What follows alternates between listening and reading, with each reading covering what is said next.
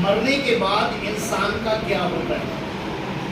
क्योंकि बहुत से लोगों की सोच होती है कि मरने के बाद जैसा भी होगा वो देखा जाएगा। लेकिन आज ही आप देख लीजिए कि जब एक व्यक्ति मरता है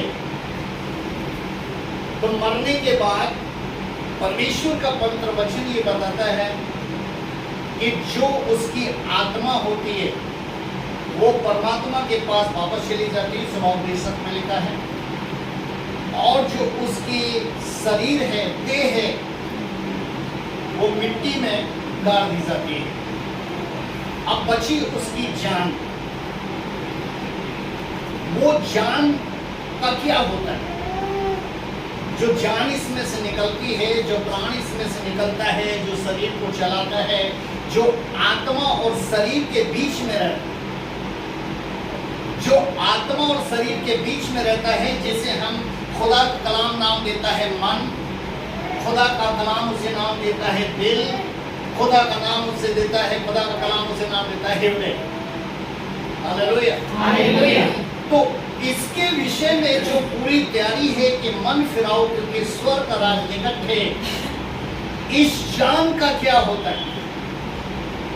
तो मेरे प्रियो, जब तक प्रभु यीशु मसीह का पुनरुत्थान मीन्स जब तक उनके द्वारा इस पृथ्वी पर नहीं होगा, तब तक मरने के बाद ये जान कहाँ जाती हैं?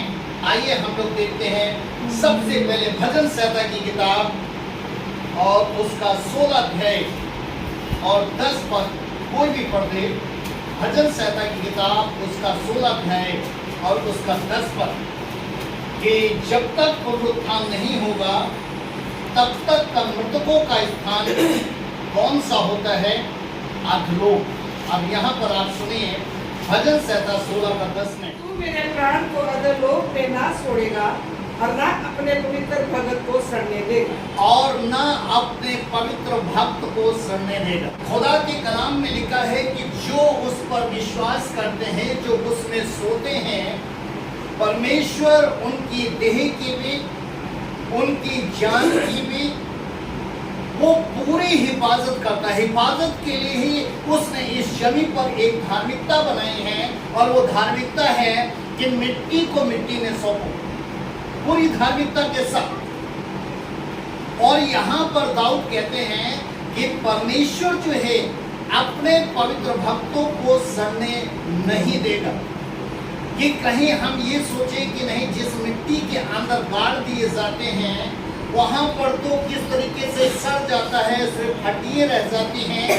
लेकिन मेरे प्रियो, खुदा के कलाम के अंदर, यशायाह की पुस्तक, यिर्मयाह की पुस्तक के अंदर इन स्थानों पर लिखा हुआ है कि किस तरीके से एक बार यिर्मयाह की किताब में भी लिखा है कि एक बार परमेश्वर ने अपने नबी को ले जाकर समुद्र के किनारे दिखाया कि कितनी हड्डियां पड़ी थी, और किस तरीके से परमेश्वर ने उन हड्डियों के अंदर मांस पैदा किया, और मांस पैदा करने के बाद परमेश्वर ने किस तरीके से उनके अंदर उन एक चलाया उनको।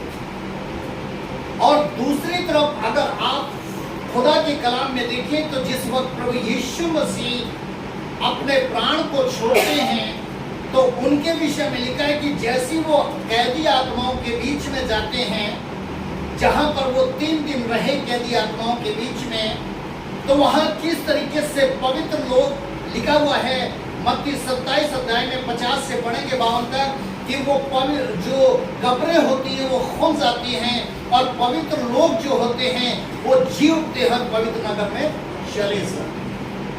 तो इसलिए मेरे प्रियो, जो विश्वास करने वाले लोग हैं वो ये ना सोचे कि हम जो परमेश्वर में विश्वास करते हैं और एक धार्मिकता का जीवन जीते हैं तो हमारी देह खराब होगी, या हमारी जान खत्म होगी, या हमारी हड्डी का क्या होगा। दूसरी तरफ मेरे प्रियो, एक एग्जाम्पल और दिया गया है, ये उसके बेटे के द्वारा दिया गया है। नीति वचन की किताब उसका 15 अध्याय, नीति वचन की किताब उसका 15 अध्याय और जरा 11 पद में क्या लिखा है, इसको भी आप सुनिए। जबकि अधोलोक और विनाश लोक यहोवा के सामने खुले रहते हैं। लिखा है परमेश्वर के सामने अधोलोक भी खुला रहता है और एक होता है विनाश लोक। अब आप ये सोच रहे होंगे दो स्थान कैसे हैं? मेरे प्रियो, एक और भी स्थान है। वो स्थान है जहां से जिन स्वर्गदूतों ने आसमान पर परमेश्वर के प्रति बगावत की थी, वो भी आज तक कैद में हैं। लेकिन हम आज स्वर्गदूतों का प्रचार नहीं कर रहे हैं, इसलिए हम उस तरफ नहीं जाएंगे। कि खुदा के कलाम में लिखा हुआ है कि उसने स्वर्गदूतों को भी एक कैद में डाल के रखा है। वो अधोलोक नहीं कहलाता है, वो एक विनाश लोक नहीं कहलाता है, उस जगह को एक अलग नाम दिया गया है। हालेलुया।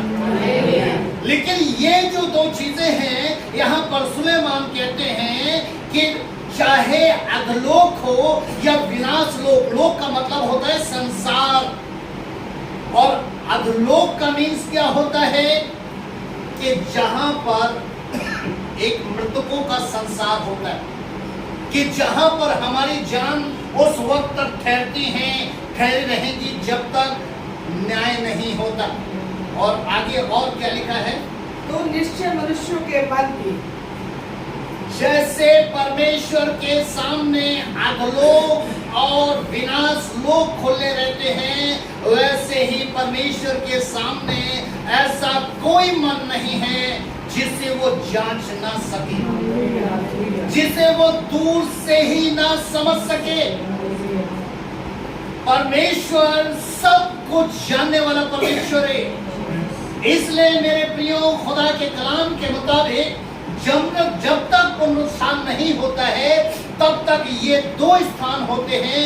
एक विनाश लोक होता है और एक अधोलोक होता है, जहां पर जान उस समय तक इंतजार कर रही है जब तक प्रभु यीशु मसीह की दूसरी आमद नहीं आ सकती।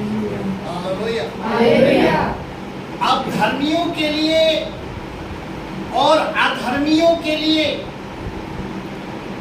एक धर्मियों के लिए और अधर्मियों के लिए, जैसे बार बार आपको टोका जाता है, बार बार पासवान आपको सिखाते हैं आपकी भक्ति के विषय में, आपके जीवनों की सच्चाई के विषय में, कि तुम्हारा बुलाने वाला पवित्र है इसलिए तुम भी पवित्र बनो। क्योंकि खुदा के कलाम में लिखा हुआ है कि यदि हमारे मन बदल गए हैं तो हमारे चाल चलन भी बदलते जाएं। क्योंकि मन की बातें वो जुबान पर आती हैं, इसलिए वो मन को जांचने वाला परमेश्वर, मन को समझने वाला परमेश्वर, वो चाहता है इस जमीन पर कि आप अपने मन को, अपनी जान को इतना पवित्र बनाए ताकि वो उस स्थान पर ना जाए जिसे कहते हैं विनाश लोक। इसीलिए पासवान आपके जीवन के अंदर, आपके जीवन के अंदर एक पहरेदार बनकर वो आपको सचेत करते रहते हैं, आपको जगाते रहते हैं कि प्रार्थना करते रहो, उपवास रखते रहो, वचन को पूरा करो। हालेलुया। आइए हम लोग एग्जाम्पल देखते हैं कि कैसा है स्वर्ग और कैसा है नरक। लूका की किताब उसका 16 अध्याय, लूका की किताब उसका 16 अध्याय और 19 से 28 तक हम यहाँ पर पढ़ते हैं। तो लिखा है कि प्रभु यीशु मसीह कहते हैं कि एक ऐसा धनवान व्यक्ति था जो अपने रोजमर्रा के जीवन में सुख विलास से रहता था, धूमधाम से रहता था, वो मलमल पहनता था। और खुदा के कलाम के मुताबिक उसी के आंगन में, उसी की चौखट में एक ऐसा गरीब लाजर नाम का व्यक्ति था जो सिर्फ ये आस रखता था कि शायद इसके टुकड़ों से मेरा जीवन बच जाए। हालेलुया। कहते हैं कि अमीरों के चोंसले गरीबों की रोटी बनते हैं। अगर अमीर धनवान व्यक्ति के पास वो चोंचले ना हो तो ये गरीब इंसान अपनी रोटी नहीं खा सकते। आप कई चीजों को अपने जीवन के अंदर महसूस कर सकते हैं कि आज बहुत से ऐसे लोग हैं मेरे प्रियो, यहाँ पर लिखा है कि जिस समय उसकी चौखट पर एक ऐसा व्यक्ति छोड़ा जाता था सिर्फ इसलिए क्योंकि वो चाह रखता था कि इस धनवान के द्वारा मेरा भी जीवन कटता रहे, क्योंकि वो एक सच्चा भक्त था, वो सच्चाई पर चलता था, वो पवित्रताई से अपना जीवन जीता था, खराई उसके मन के अंदर बसी हुई थी। वो पैसे कमाने के लिए वो कोई भी ऐसा काम नहीं करना चाहता था जो परमेश्वर के वचन के विरोध में हो। और उसी वक्त उसके जीवन के अंदर एक ऐसा घाव आ गया था, एक ऐसा घाव आ गया था जिस घाव ने मजबूर कर दिया था। और वो घाव कैसा था? उसके पैर का घाव था, उसके पैर का घाव था जो पहले सिर्फ एक दाना होता था और वो दाना जो था वो नासूर में बदल गया। और वो नासूर बढ़ते बढ़ते बढ़ते बढ़ते वो इतना बढ़ गया कि खुदा का कलाम कहता है कि कुत्ते भी आ करके उस घाव को चाटते थे। लेकिन ये जानता था कि ये कुत्ता जो चाट रहा है उसे बहुत पीड़ा होती थी, उसे बहुत दुख होता था, लेकिन उसके बावजूद भी वो चाटने इसलिए देता था क्योंकि उसके पास औषधि के लिए कुछ भी सोर्स ऑफ इनकम नहीं था। मेरे प्रियो, उसने खुदा के कलाम के मुताबिक जो यीशु मसीह ने कहा था कि अगर तुझ पे दो आंखें एक आंख धोखा देती है तो एक आंख का होकर स्वर्ग में जाना बेहतर है, ना कि दोनों आंख होते हुए हम नरक में जाएं। इसीलिए उसने अपने टांग के लिए परमेश्वर के पवित्र वचन से हटने की जरूरत नहीं की, बल्कि उसने अपने आप को परमेश्वर के पवित्र वचन पर एक कायम रखते हुए एक ऐसी ड्योढ़ी को चुना जो धनवान व्यक्ति था और आस रखी कि शायद यहाँ से मेरा जीवन चलता रहेगा। हालेलुया। क्या हुआ? ये दोनों लोग मरते हैं, दोनों लोग मरते हैं और दोनों के मरने के बाद ये धर्मी कहां गया? मेरे प्रियो, खुदा का कलाम कहता है कि ये धर्मी कहां गया? एक जगह का नाम है अब्राहम की गोद। अब्राहम की गोद का मतलब क्या होता है? आराम का स्थान, शांति का स्थान, आशीष का स्थान, जहां पर मेरे प्रियो खुदा के कलाम के मुताबिक दुख नहीं है, आंसू नहीं है, पीड़ा नहीं है। मेरे प्रियो, जब तक वो जीवितों के संसार में रहा तब तक उसके जीवन के अंदर दुख भी था, आंसू भी थी और पीड़ा भी थी। लेकिन जैसे ही वो एक पूरी धार्मिकता के साथ परमेश्वर के वचन को मानता हुआ वो मृतक होता है, वो अब्राहम की गोद में पहुंचता है, जिसे कहते हैं अधोलोक। हालेलुया। यहाँ पर खुदा का नाम बताता है, जरा 22 पद उसका पढ़ दीजिए, सिर्फ एक पद। ऐसा हुआ कि वह कंगाल भी बन गया और स्वर्गदूतों ने उसे लेकर अब्राहम की गोद में पहुंचाया। लिखा है कि स्वर्गदूत उसे ले गए, स्वर्गदूत उसे ले गए और अब्राहम की गोद में डाल दिया। और 25 पद में क्या लिखा है? परंतु अब्राहम ने कहा, हे पुत्र, स्मरण कर कि तू अपने जीवन में अच्छी वस्तुएं ले चुका है। अब ये पर किससे कहा जा रहा है मेरे प्रियो? ये किस व्यक्ति से कहा जा रहा है?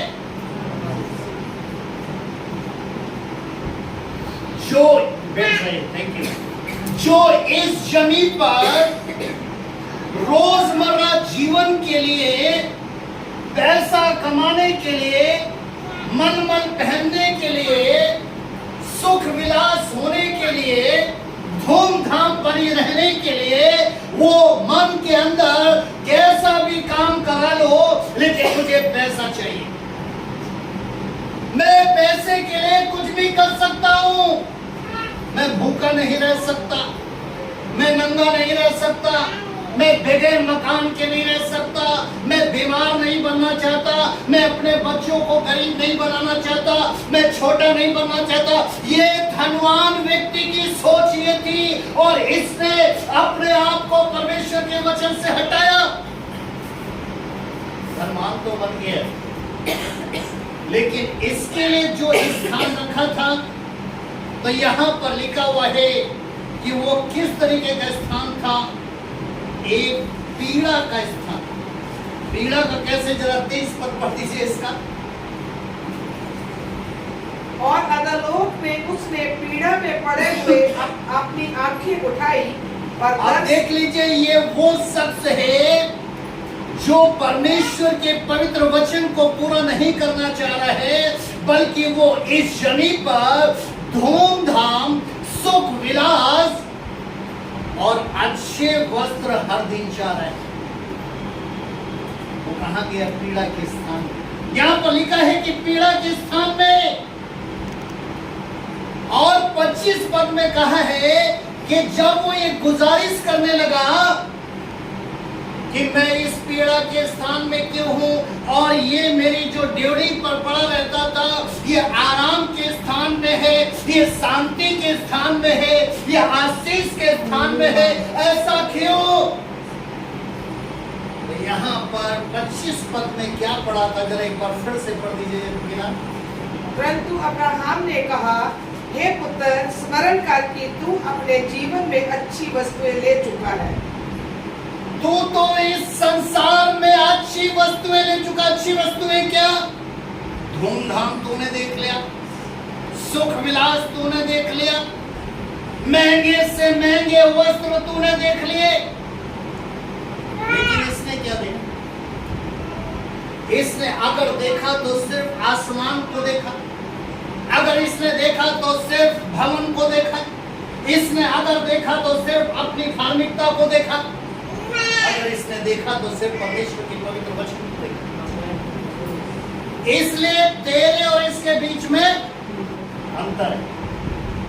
ये आपके लिए, ये हमारे लिए, ये कहां पर हो गए? अधलोक के अंदर। ये अधलोक के अंदर हो रहा है मरने के बाद। मरने के बाद ये अधलोक के अंदर हो रहा है। अब ये अपने भाइयों को पसंद करता है, क्योंकि ये बहुत सी प्रॉपर्टी छोड़कर आया, ये बहुत सी दौलत छोड़कर आया, और ये अच्छी तरीके से जानता था कि मेरे 5 और भाई हैं, मेरे ही खून हैं। जिस तरीके से मैं यहां पर हूं, इसने अपने भाई के विषय में क्यों कहा, अपने बच्चों के विषय में क्यों नहीं? मेरे प्रियो, क्योंकि वो मेन चीज को चाह रहा था, क्योंकि वो अच्छी तरीके से जान चुका था, वो समझ चुका था कि एक पिता के द्वारा ही, जैसे लिखा हुआ है ना, पितरों के अधर्म का दंड उनके बेटों, वरण पोतों और परपोतों को भी देने वाला परमेश्वर है। हम इस चीज को समझ लें मेरे प्रियो कि प्रभु यीशु मसीह ने हमारे लिए एक आराम का स्थान रखा है, एक शांति का स्थान रखा है, एक आशीषों का स्थान रखा है, जिसे कहते हैं अब्राहम की गोद, जो अधलोक कहलाता है मेरे प्रियो। लेकिन उस गोद में जाने के लिए,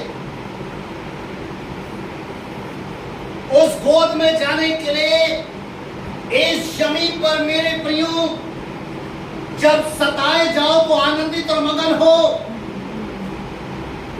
दुख उठाओ और सेवा में आगे बढ़ो। ये वो शख्स होंगे जो अब्राहम की गोद में जाएंगे। ऐसे शख्स नहीं जाएंगे मेरे प्रियो। कि जिन्होंने पाले पलट लिए हों, मनुष्य के कारण, पासवानों के कारण, पैसे के कारण, लोगों के कारण उन्होंने कह दिया हो कि नहीं, जो संसार को देख रहे हो। मेरे प्रियो, खुदा के कलाम में लिखा है कि ये बहुत गुजारिश करने लगा, ये बहुत गुजारिश करने लगा। लेकिन उस अधलोक के अंदर भी जिक्र किसका हुआ? जरा 29 पद पढ़ दीजिए। अब्राहम ने उससे कहा, उनके पास तो मूसा और भविष्यद्वक्ताओं की पुस्तकें हैं। लिखा है कि उनके पास भी मूसा और भविष्यद्वक्ताओं की पुस्तकें हैं। आगे, वह उनकी सुने, वो उनकी सुने। इसको भेजने से अब कुछ नहीं होने वाला। जैसे हमारे बीच में आश्चर्य कर्म हो जाते हैं तो हम विश्वासी बन जाते हैं, और वो आश्चर्य कर्म ना हो तो हम अविश्वासी बन जाते हैं। मान लीजिए आप प्रार्थना कर रहे हैं कि प्रभु हमारे लिए द्वार खोल दे, प्रभु हमारे लिए द्वार खोल दे, और अगर वो द्वार नहीं खुला तो हम कहते नहीं भाई, इससे बढ़िया तो मरना बेहतरी है, चाहे पाप में मरो चाहे कैसे मरो, मरना। ये सोच खत्म कर दीजिए। यहाँ पर लिखा है कि मूसा और भविष्यद्वक्ताओं की पुस्तकें छोड़ी गई हैं। मूसा और भविष्यद्वक्ताओं की पुस्तकें छोड़ी गई हैं, वो उनकी सुने। हमें इस जमीन पर ये कलाम दिया गया है, पवित्र शास्त्र दिया गया है, जिसे पूरा करना हमारा कर्तव्य है। तो ये पवित्र शास्त्र आपने उठाते, जैसे प्रभु यीशु मसीह इस जमीन पर एक वचन जो देहधारी होकर पृथ्वी पर आया, ये वही है कि मसीह को साथ लेकर आप चलते, जो सर्वदा आपके हृदय में बसता है, जो सर्वदा आपकी बाहों में रहता है, जो सर्वदा आपके बैगों में रहता है, वही आपकी हिफाजत करेगा। आइए हम सब अपने विश्वास से कि जब तक पुनरुत्थान नहीं होता तब तक वो जाने जो हमसे पहले सोते हैं स्थान पर रहेंगे, जो मृतकों का संसार कहलाता है। लेकिन आमद के वक्त में जब प्रभु यीशु मसीह की आमद आएगी तब वो जीव थे, लेकिन जिन्होंने भलाई की है वो अनंत जीवन के लिए, और जिन्होंने बुराई की है वो अनंत दंड के लिए। तो हम अपने आप को ऐसा बनाएं कि हम और आप दुख उठाते हुए, अगर आप माता हैं, अगर आपके बच्चे हैं और आप अपने वंशजों को आराम देना चाहते हैं इस जीवितों के संसार में भी और मृतकों के संसार में भी, जहाँ पर आराम, शांति और आशीष देना चाहते हैं, तो मूसा की बात को मान लो, भविष्यद्वक्ताओं की बात को मान लो, उनकी सुनो, उनकी आज्ञा और अधीनता में रहो। अपने दोनों हाथों को उठाएं, सारे लोग अपने दोनों हाथों को उठाएं, आंखों को बंद करें और प्रार्थना करें, प्रार्थना करें, प्रार्थना करें। सारे लोग प्रार्थना करें, प्रार्थना करें।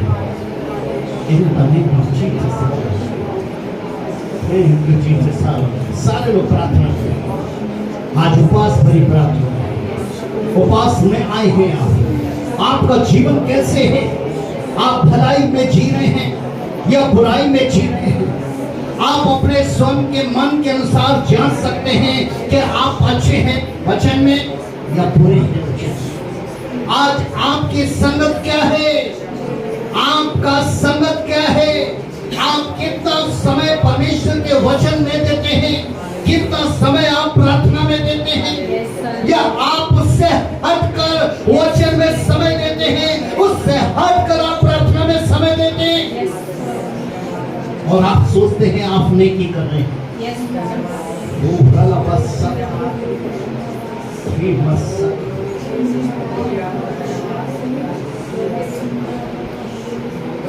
स्वर्ग की वस्तु मेरी आत्मा पर बरसने दे। स्वर्ग की वस्तु मुझ पर बरसा दे। स्वर्ग की वस्तु, स्वर्ग की वस्तु मेरी आत्मा पर बरसने दे। आज आप बहुत से दुख, बहुत से आंसू या पीड़ा या आप बहुत प्रकार की बहुत सी परेशानी में, लेकिन इस सताव को सहें, इस दुख को सहें, क्योंकि आपको देखने वाला प्रभु यीशु मसीह जिंदा है। वो आपको और आपके परिवार को नाश नहीं होने देगा, विपत्ति में नहीं जाने देगा, हानि नहीं आने देगा, बल्कि ये सिर्फ एक परीक्षा है। इस परीक्षा में वो आपकी सहायता करेगा, और जैसे ही आप इस परीक्षा को पूरे करते हैं, आपको आराम देगा, आपको शांति देगा और आपको आशीष देगा। In the name of Jesus, in the name of Jesus. धन्यवाद यहोवा परमेश्वर, धन्यवाद यीशु मसीह। हम तुझे धन्यवाद देते हैं, एक एक जन के लिए धन्यवाद देते हैं। ये आज तेरा कलाम पर जिसके खोलने से रोशनी आई है, हमारी उम्मीदें बड़ी हैं यीशु, हमारी आशा जागृत हुई है कि हमारा पुनरुत्थान होगा। और प्रभु जब तू आएगा तो हम तेरे साथ बादलों पे मुलाकात करेंगे। हमें बुराई से हटा प्रभु, हमें भलाई के मार्ग पर लेकर चल प्रभु, हमें झूठ से बचा प्रभु, हमें सच्चाई के मार्ग पर लेकर चल प्रभु, हमें पाप के मार्ग से हटा प्रभु, वो धार्मिकता के पथ पर चला यीशु। आज जितने लोग तेरे भवन में हैं प्रभु, जितने लोगों ने तेरे पवित्र वचन को सुना है यीशु, एक बार फिर से यीशु तो इनके जीवन में अवसर दे प्रभु।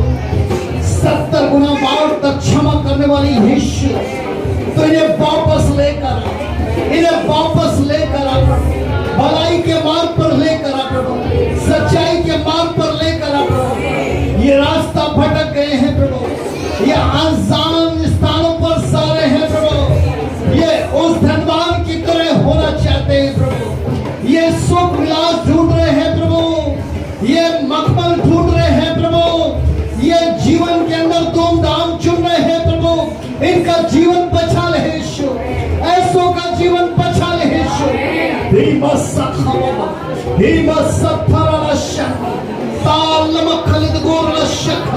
प्रभु तो सहायता कर, तो सहायता कर प्रभु। जितने यहाँ पर है प्रभु, इनके पास जो भी तकलीफें हैं, जो भी इनके पास दर्द है प्रभु, जो इनके जीवन के अंदर रुकावटें हैं यीशु, तो इनकी पिता परमेश्वर पवित्र आत्मा में अगुवाई कर प्रभु, पवित्र आत्मा के द्वारा अगुवाई कर प्रभु, ताकि ये समझ सके कि ये अच्छे मार्ग पर है या बुरे मार्ग पर प्रभु। In the name of Jesus, in the name of Jesus, in the name of Jesus। एक एक बहकाने वाली आत्मा, एक एक भटकाने वाली आत्मा, एक एक भरमाने वाली आत्मा, एक एक पीछा ले जाने वाली आत्मा, एक एक सुख विलास धूमधाम वचन से हटा कर देने वाली आत्मा, यीशु मसीह के नाम में हुक्म देता हूँ, इसी वक्त इनको छोड़ दे बुराई से। ओ प्रभु यीशु बचा ले यीशु राजा, इस आत्मा से बचा ले यीशु राजा, इस दुष्ट आत्मा से बचा ले यीशु। In the name of Jesus, in the name of Jesus,